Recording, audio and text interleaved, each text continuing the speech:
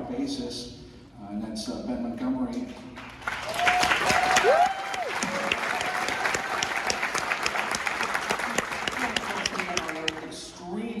Extremely glad to have the director of the film, co-writer as well, and that is Ramel Ross. Thank you, Ramel, for being here.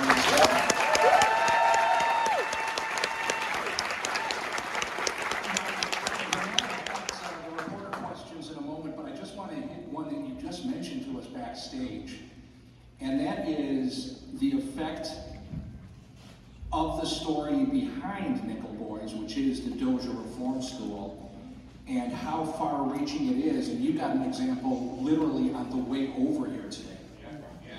It's wild. Thanks for staying, everyone. My driver Dennis knew about the Nickel Boys, and we had a conversation driving from the airport yesterday, last night, and he's like, it's based on a true story. Like, is it are Nickel Boys real? And I was like explaining to him, Dr. Aaron Kimberly did this work at Dozier School for Boys, and then Colson Whitehead, and the mythology, and then we did this. And then I meet him this morning, and he's like, it was based on Dozier. I almost went to Dozier.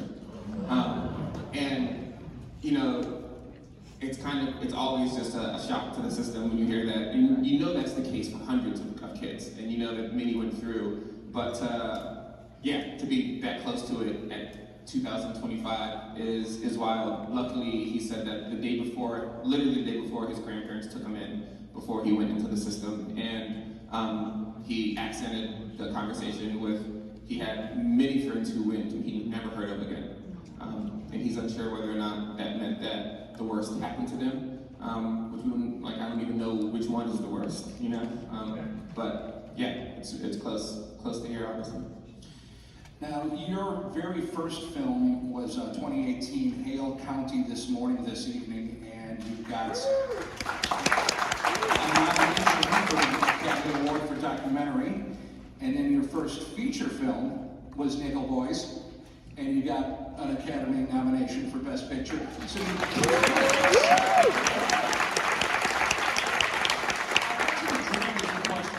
first, as a film fan, the big thing was how you shot this film in first person, and also the aspect ratio of 4:3.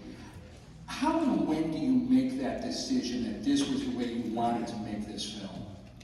Yeah, I appreciate the applause. I must say though, it's kind of fun and funny in a way to go and talk about the film and to be the lead image for it.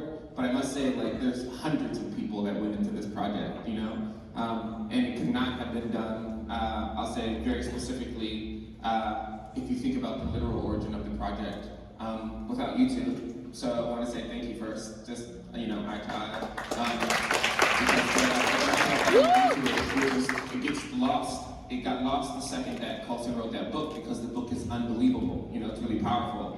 And then all of a sudden we make this film, and it's like, you guys are geniuses. And it's like, well, the story is fucking dead. Come on, guys. And we end up talking about the qualities of the film, because we had so many talented collaborators that were giving everything that they knew how in their own genre of making, to have it accumulate into something that's hopefully as powerful as what you saw.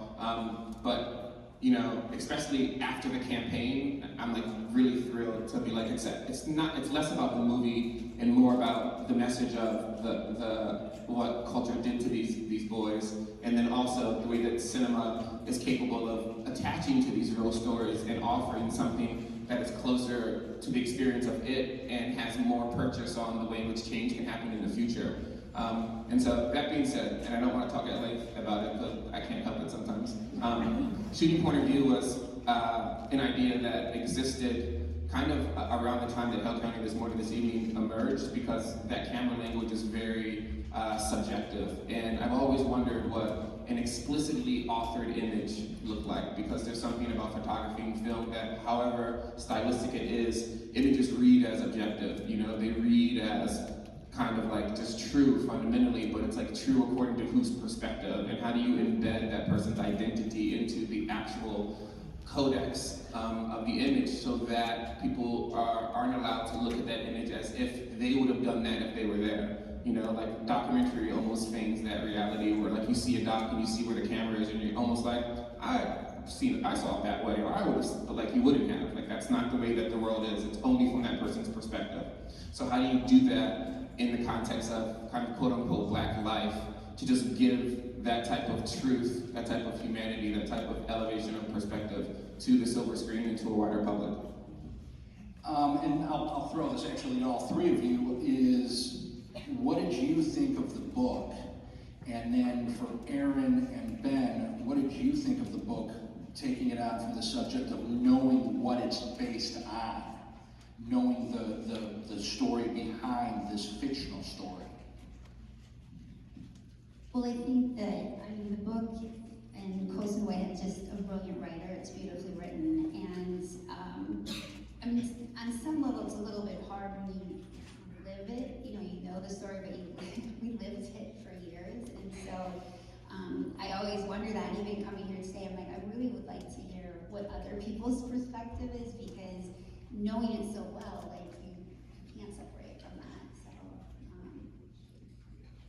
When this makes me sound very fancy, but I was flying back from Geneva when Nickel Boys came out, and I had a layover in London, and I was with my friend Bjorn, who exited, I think, and we met a friend of his, and she said, she was from London. She said, you're a writer. What do you write? I said, I'm a newspaper guy, but I've done a couple of books.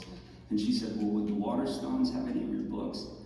And it was right down the street. It was like a huge 6-story bookstore. But I said, probably not. I'm not known. And she said, well, let's go see. And so now this is this awkward situation where we go see the bookstore, and she didn't buy it. It's weird. Anyways, as we're walking in, there's a display, a huge window display, like Macy's style, with the Nickel Boys, and it's hanging from the ceiling by a fishing line and things like that, big stacks of them. And there's a poster-sized review that's printed from one of the London papers. And maybe the second paragraph said something like, and none of this would have come to light had it not been for the courageous journalism of Ben Montgomery. And it was like the most famous I've ever felt.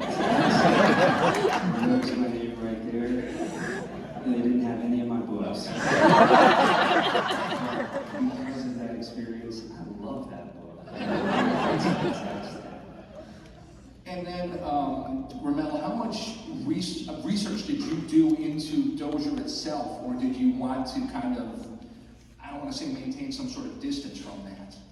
Yeah, I honestly went to, and my co-writer Jocelyn Barnes went to the index or the foreword in which Colson thanked everyone and went to his research sources. And then of course found these two's efforts and kind of stopped there, because there's, watch some short docs and articles at large, but there's like a lot of information out there. And for something like this, I think you can't know too much, because then you feel a fidelity to things that you get emotionally attached to that maybe aren't exactly what cinema wants to do to the story, but because of how emotionally attached you are, you hedge that direction. We had an initial discussion, Jocelyn Barnes and I, about like who do we owe what to? Like, do we owe the story's structure, truth, feeling, touch, ephemera to Colson? To the idea of the Nickel Boys? To Dr. Aaron Kimberly? To Ben? To who? And maybe it's an unreasonable question, but we felt that because it was based on a true story, such a devastating one at that, such a widespread one at that, that was a proxy for it happening across the world. We ended with the Dozier Boys. We're like, everyone did all this work and we appreciate it, but we owe it to them. So how do we do their emotional thing and then employ the efforts of everyone else to get to whatever you guys saw? Excellent. One of the things that Colson Whitehead said when he was writing the book was the more he wrote about Elwood and Turner, the more he didn't want to actually go to Dozier itself, and if he did, he would either bring dynamite or a bulldozer. And so he never went to the site. Did you have any interest in going to the site and seeing it yourself? I did. Coincidentally, my art studio manager, Bobby Davis, also almost went to Dozier because he's from North Florida and had, kind of a rough childhood, but I don't think worthy of going to a kind of quote unquote, prison of that sort. But we planned to go just so that I could feel the Florida air. Ran out of time. It wasn't important. We thought that it would be useful, I went after we had filmed and chatted with a bunch of the Dozier boys after, and that was it's really difficult to even, I haven't really addressed it in my brain, It's kind of went and stared blankly at leaves and, tried to experience the landscape. My colleagues at WFSU, the public radio station in Tallahassee, did a very nice short documentary on Dozier itself, and looking at what the building, still the White House itself, that small building is still there, but looking at it, and I mean, Aaron, you saw it for so many days when you were up there for so long, and Ben, I think you visited the site as well. What's it like seeing that building on screen and seeing how close it was to reality? I think that, what I want to say is they did a great job, I think, doing a sculpture garden to sort of memorialize it now. There was a lot of discussion about how to do that. I would like it to someday, if possible, be open to the public so that you can go inside, because kind of like what you're saying with experiencing it, smelling it, feeling it, it's a very different experience inside than outside. Especially when you see on the doors of the little rooms, all the old hinges from when it was barred doors, and you feel like you're in this old tiny jail, but maybe it was for children. But I thought the film was brilliant at really capturing that feeling, and I love the way Ramel filmed it and how it looked. I'm being a very visual person and love that artistic side. And I think as much as you could ever get that feeling without being there, I feel like it comes through. I find the building haunting. I've been in there dozens of times, but also the sweatbox, which is mentioned in the film, is a real place. It was a sweatbox in which a guy named Earl Wilson died, was killed. There were 9 boys locked in there. 9 boys locked in there, and one of them wound up dead. And it was 1944, right? Not even long ago. Anyways, I'm haunted by the White House in particular because the story told by a guy named Stu Kruger, who I interviewed down in Miami, and Stu said he and his buddy decided they were going to run away, much like Turner and Elwood. And they were at ace rank. All those ranks were true to the school, by the way. You started at Grub, you went to Pioneer and on up to ace. They were at ace ranks and they got special privileges, and he and his friend got to go see the bridge over the River Kwai in Mariana at the movies. And on the way back, on the walk back, they took off into the woods. And they got caught, and they got taken to the White House. And Stu's friend went in first. And he said he sat in this sort of small room at the front, at the entry of the White House, while his buddy was beaten in the room in the back. And he heard his friend crying for his mother. And Stu said it was so emotional for him that he reached down and he picked up this tiny pebble off the ground, a small white pebble. And he said, I just focused all of my energy into that pebble, and it was like my body and everything that was me went into that pebble that day. And I just really concentrated on it. It somehow helped me. And he made it through Dozier. He got out. He became a successful businessman. He had 6 broken marriages. And I was interviewing him in 2009, and he said, I've never told anybody this before. He reached in his pocket, and he pulled out that pebble, and he said, 50 fucking years I've been carrying this thing. That's the strength of that experience for those boys, and I think what Ramel did in replicating that, which is hard to do, to make it vivid and feel authentic and powerful. But what he did, what the score does, I think also in those scenes in the White House are, they're powerful. They match the power of that pebble. Yeah, and Ramel, the idea of focusing in on those little things with that first-person tool of, you see someone, when the punishment is going on, and he's looking at his feet, or he's looking away, or he's closing his eyes. You know, it really was a powerful way of telling the story. And you know, Ben mentioned the pebble. One of the other things that amazed me, like the first time I watched this, was all the archival footage, the footage of the exhumation, and then those still photos of the belt buckle and the marbles. That's really the things that Erin and her researchers found, were they not? Yeah, and it's, you know, we read the document, and I think I mentioned this to Erin because we chatted previously about some of these elements.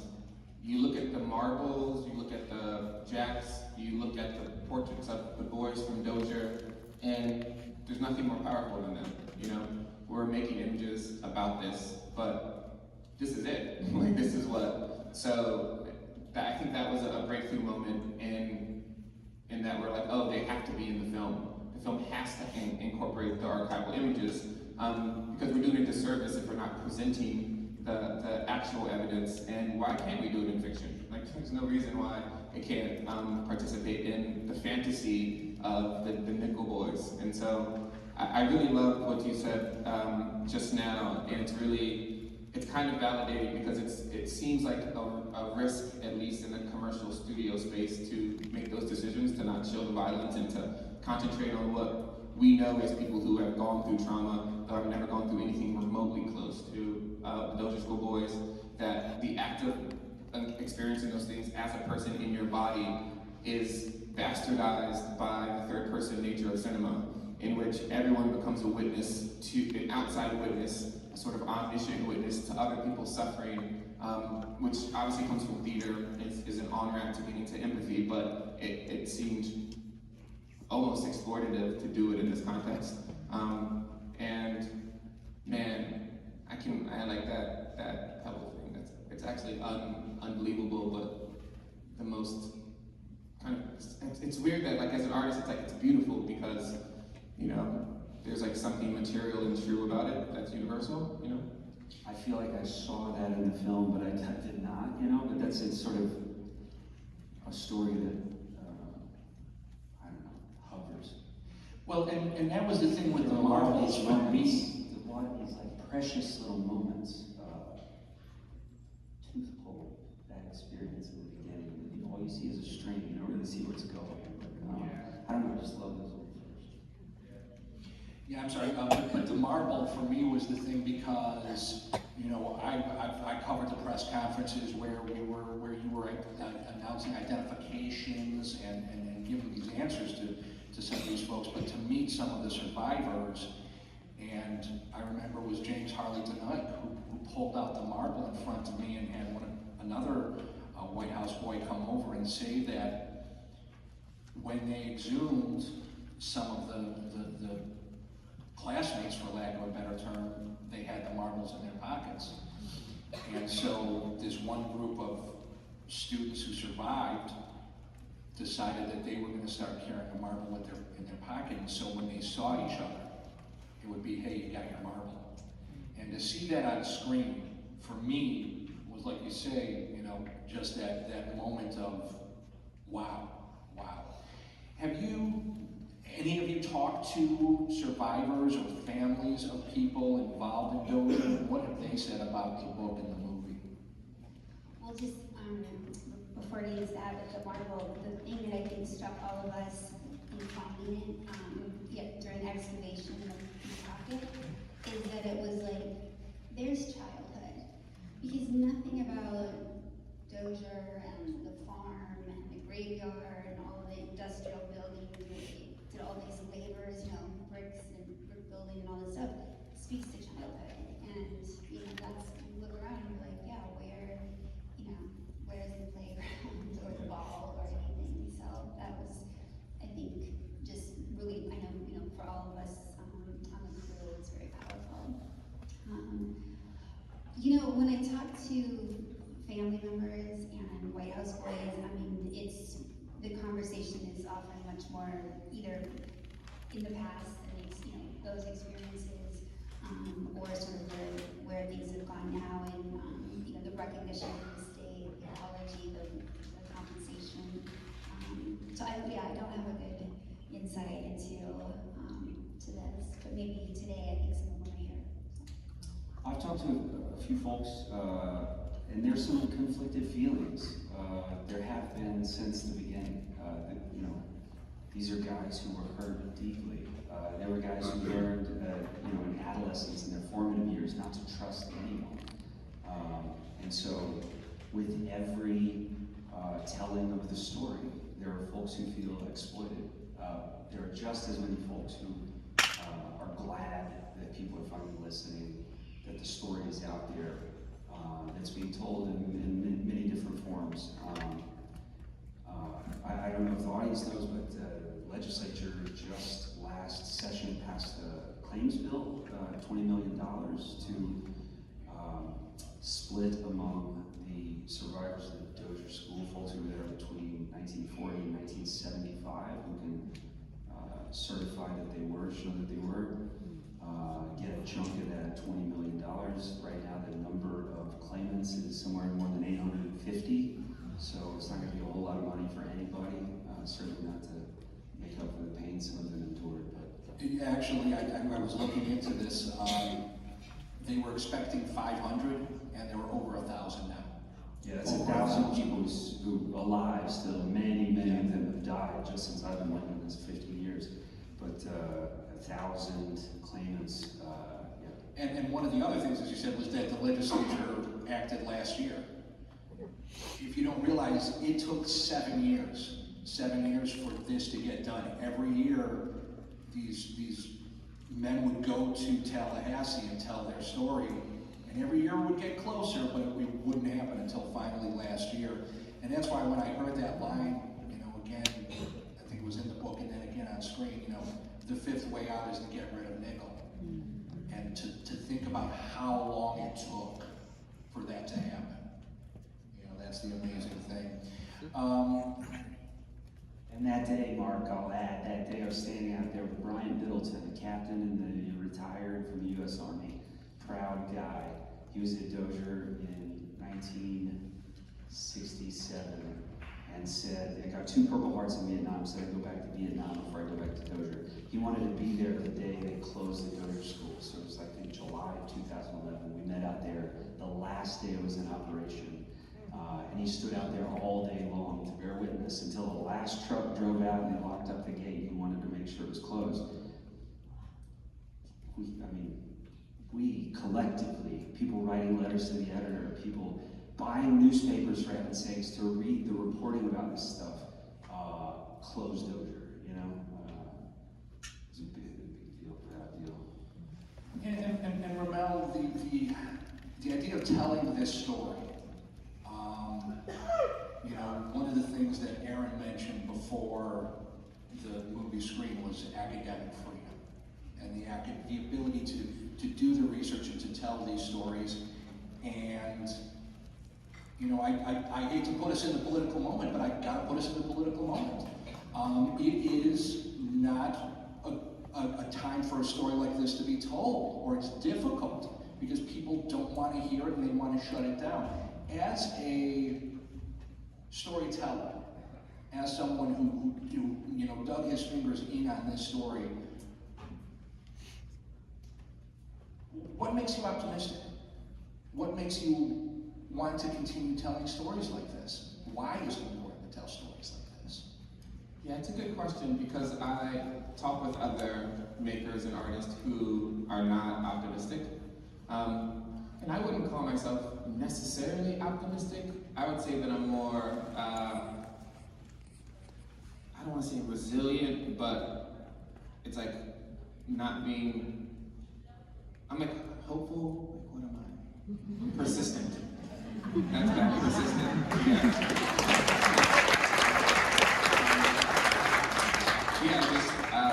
I find myself extremely unhappy with the state of the complexity of commercial work that goes out into the world. And I think best summarized by what someone said, that like most of the stuff that we consume does all the thinking for you.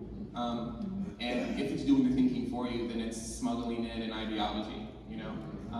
And it's not that when you're making work like I'm making or my contemporaries or peers are making, we're not also have some sort of underpinning ideological stance or there's something we're trying to do, but we're trying to reflect back the truest reality that we know so that you can come to conclusions for yourself through hopefully something that's experiential. So I think my hope or my persistence comes from after many times being asked to make films and turning everyone down, not taking any meetings, you find the producers like Alana Mayo at Orion and Jeremy and Edie Gardner at Plan B and Brad Pitt and Jocelyn Barnes who are willing to put millions of dollars towards, like what you guys saw on screen is what was scripted, written, the treatment and approach. We wanted to have, you know, like that's not something that gets greenlit, but they did. And the fact that it didn't fail, to me, implies that other folks are going to look at that as not necessarily a new model, but a risk they're willing to take on whatever terms that they can take it. And I think that's something, because if this was the norm for a film, then, you know, everyone would be educated to some degree, at least visually, forced to think about the relationship between visuality and the decisions we make in the world, and the way in which we see other people. And that's a type of change that's really ephemeral, but I'm always working towards. Two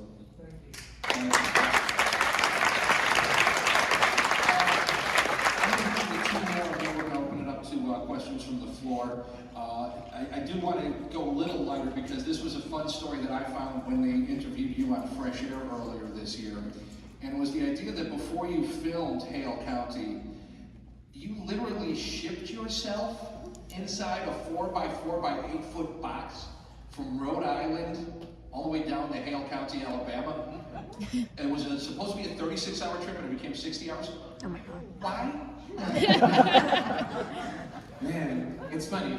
I forget that I did that until someone reminds me. I was like, oh, I was in that box for a long time. I should have brought my food. So this was right before Nickel Boys. And, you know, Henry Box Brown is a guy that shipped himself out of slavery in the mid-1800s. And my work, generally speaking, is about what it's like to be like modern, contemporary Black man looking at the South as the source and the origin of Black identity. Generally, just as a concept, there's many ways to talk about Black identity. Whatever that is, it's kind of still unknown relatively. And to me, like a reverse migration, which has been happening, is necessary in order to, you know, I don't want to say take ownership of the land, but to like sort of, dare I say, like dilute the good old boys. You know, like there's something that's, you know, if America were to be a body, I would say, and it were to have an original element, the cancer would be the South, you know? And I say that respectfully, like there's so much beauty there. Like I have a house there, I've lived there for multiple years. I'm unsure if there's a more generous group of people, you know, from all, you know, racial lines, if you want to divide it that way. But it is the source of the way in which we've gone about consolidating power and creating like false dichotomies between Black folks and white folks and class that is now, the ink's been spilled so much we can't unweave it, you know? So yeah, that was so long. Back to the South, because the film was shot in Louisiana, but obviously set in the Tallahassee area. And then I noticed a lot of symbolism, and I think you call them micro-narratives, of the oranges. And what's up with the alligator? Was it kind of like, I mean, I don't want to say a tribute to Florida, but was it just that idea of what, you know, what you were trying to say? So shout out to Dochi Uzman. Yeah, she has a great album with an alligator on the cover, and I was like, we're thinking the same, we should hang out. Yeah, the alligator is, that last question, you asked about the box, and then I got the crate commission, and I got completely off track. It's all the same though, you know? The alligators were used, Black children were used as alligator bait in the South.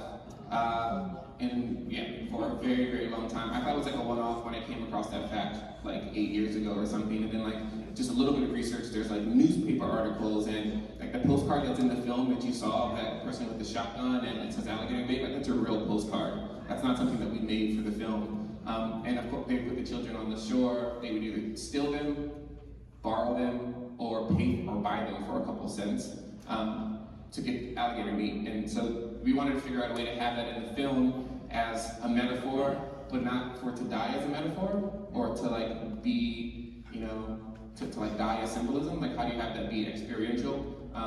And it's Florida, so to have it actually walking around is reasonable.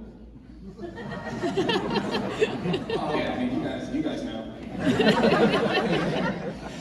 Aaron, so for people who aren't familiar with Dozier, can you tell them kind of how your research and the work, I guess, came to an end to some extent, because there's really nothing further going on when it comes to the Dozier research, correct?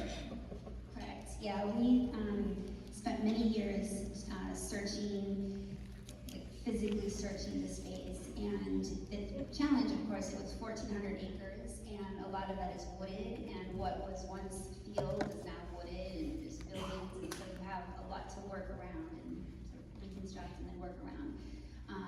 So we, did the excavation and identifications in 2013, 2014, 2015, and then for the families where we could make a positive ID through DNA, the remains were given back, those boys were reburied in family plots where their families deemed it appropriate, and the others were buried in Tallahassee, except for the children who died, children and 2 staff who died in the fire in 1914.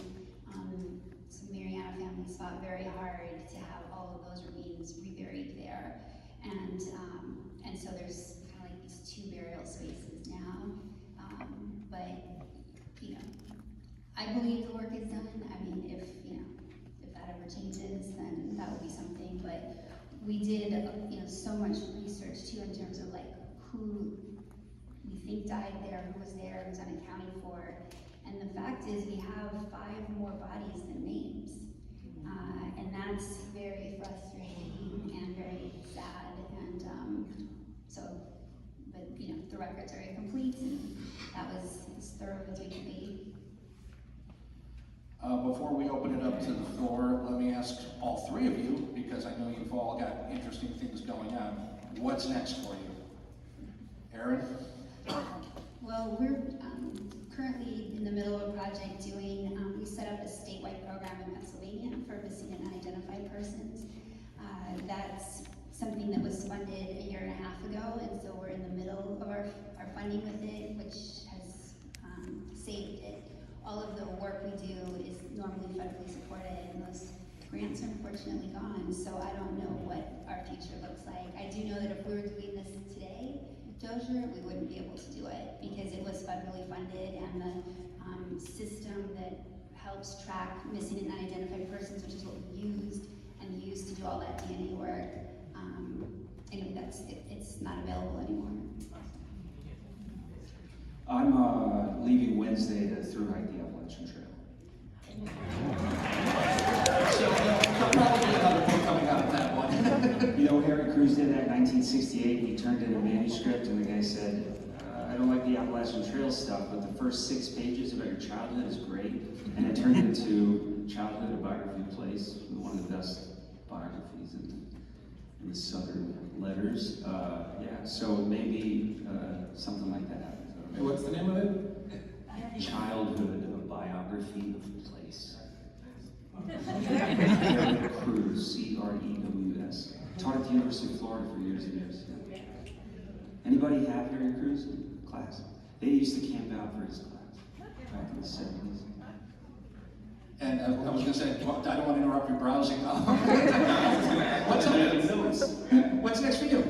I'm kind of excited to get back to getting my pilot's license. I'm like pretty close, and I teach, so I haven't been at Brown for a while now, and so to get back to normal life, like reading things and talking to people and not campaigning and trying to figure out how to make art. So no movies in the hopper, but if the right thing comes along. I've got some movie ideas, but I'm a hesitant sharer, and also I don't think I'll make anything that scale for a while because it dominates your life, and you're a bad friend and you're a bad family member and you're just like obsessive. So, you know, I mean, you two know for sure. Yeah. Okay, are the mics set up? Excellent.